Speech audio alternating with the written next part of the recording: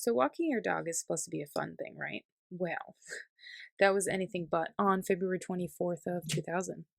This is when a female was found murdered at 1132 Lake Avenue underneath a low-hanging pine tree in the front yard of this residence.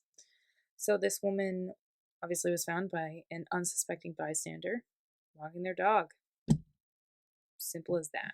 So this female was determined to be that of 37-year-old Linda Fields, and she was strangled to death.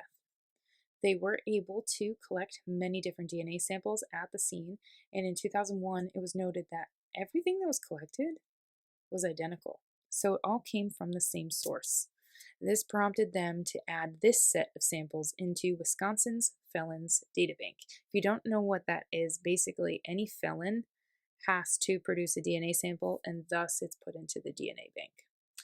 So over time, this case would be reassigned twice, and through both of those times, there was a total of 5 suspects that were initially thought to have been the perpetrator, but were ultimately ruled out.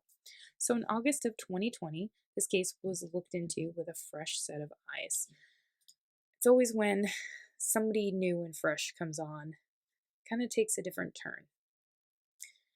And they wanted somebody new to look at this case in hopes that it would give this investigation some movement.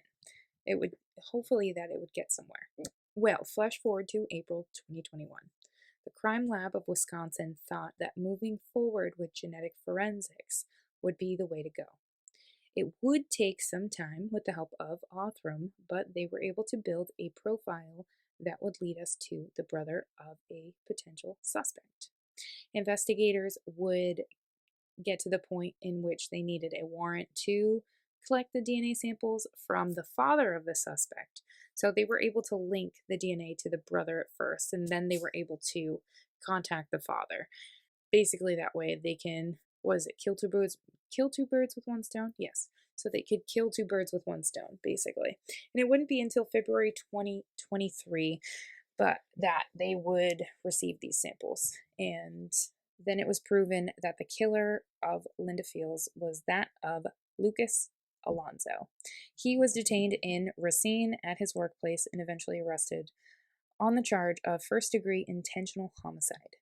After he was arrested, he ended up making a full confession about what happened. What happened to Linda Fields, basically.